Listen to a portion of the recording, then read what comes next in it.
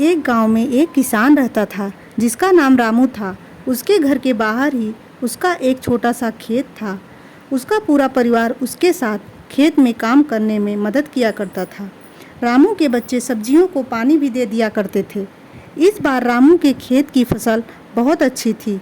वह अपनी पत्नी से कहता है कि इस बार हमारी फसल बहुत अच्छी हुई है और अगर सब कुछ सही रहा तो हम इस बार फसल बेचकर अपना पक्का घर बना लेंगे। मैं बाज़ार जा रहा हूँ कुछ सब्जियों और धान को बेचने के लिए। तुम खेत में कीटनाशक दवाइयाँ छिड़क देना। इतना कहने के बाद वह बाजार चला जाता है और इधर उसकी पत्नी और बच्चे खेत का सारा काम खत्म कर देते हैं। जब रामू बाजार से वापस आता है तो वह बहुत खुश होता है और अपनी पत्नी से कहता है कि हमारी सब्जियाँ उच्च गुणवत्ता वाली हैं। हमें इस बार बाज़ार में बहुत अच्छे दाम मिलेंगे।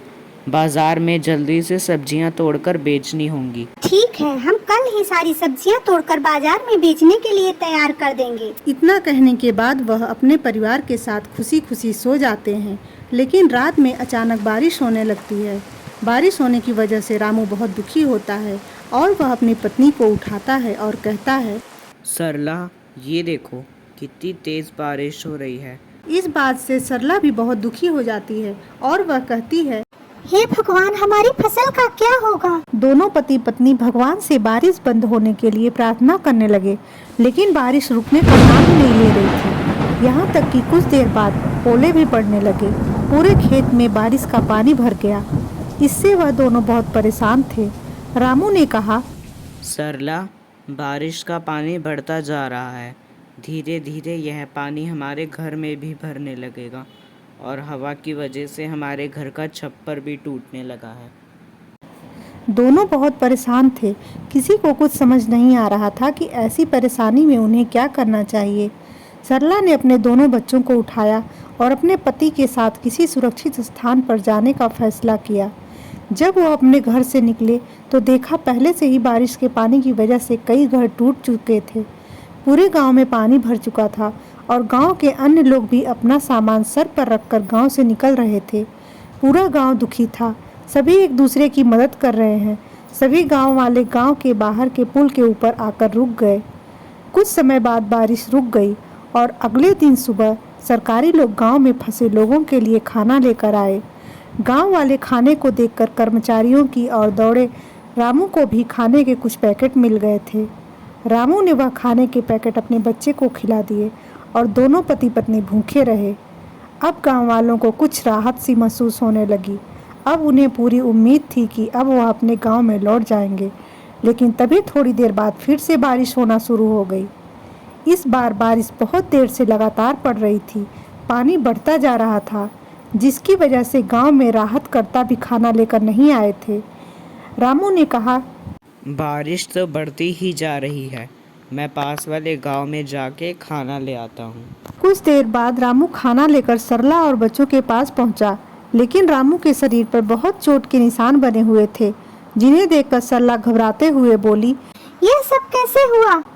इस पर रामू ने कहा कि पास वाले गांव में सरकार फ्री में खाना बांट रही थी।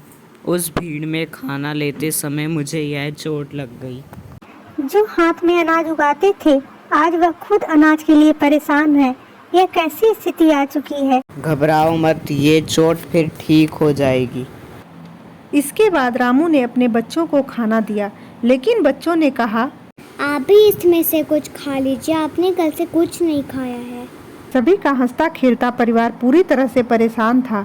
इसके बाद धीरे धीरे बारिश कम होने लगी और सभी गांव वाले अपने अपने घर लौटने लगे। जब रामू अपने परिवार के साथ घर पहुंचा तो देखा रामू का पूरा घर टूट चुका था। इस पर सरला बहुत ज्यादा दुखी थी। रामू ने कहा कि हम फिर से एक घर बना लेंगे। और अनाज का क्या।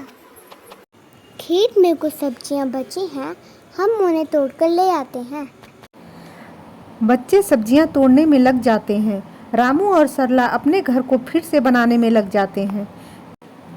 तभी उनको एक व्यक्ति अपने घर की ओर आता हुआ दिखाई देता है। वह बोलता है कि मैं सरकार की तरफ से आया हूँ। मुझे यह देखना है कि आपका इस बारिश की आपदा में कितना नुकसान हुआ है, क्योंकि सरकार आपको आपके नुकसान का पूरा मुआवजा देगी और आपको एक पक्का घर भी बना कर देगी। ऐसा सुनने के बाद सरला को बहुत अच्छा लगा। रामू और सरला ने अपने बारे में सारी इन्फॉर्मेशन उस सरकारी व्यक्ति को दे दी। वह सारी जानकारी लेने के बाद वहां से चला गया और कुछ सरकारी कर्मचारी गांव में राशन देने के लिए आए। राशन देने के बाद रामू और गांव वालों ने उन कर्मचारियों को बहुत बहुत धन्यवाद दिया। कर्मचारियों ने कहा, आप एक किसान हैं जो कि पूरे देश के लिए अनाज उगाते हैं, आपकी मदद करना हमारा कर्तव्य है। इतना कहने के बाद वह गांव से चले गए। इसके कुछ दिन बाद रामू के गांव में सरकार की बहुत सारी गाड़ियां आई और जिन लोगों के भी बारिश की वजह से घर टूटे थे उन सभी लोगों को मजबूत और पक्के घर बनाकर दिए गए। आज सरला की आंखों में खुशी के आंसू थे। इस पर सरला ने कहा कि हे भगवान, मैं अनजाने में आपको बहुत कुछ बुरा भला कहती थी, मुझे इसके लिए माफ़ कर देना। भगवान को धन्यवाद कहते हुए वह बहुत खुश हुई।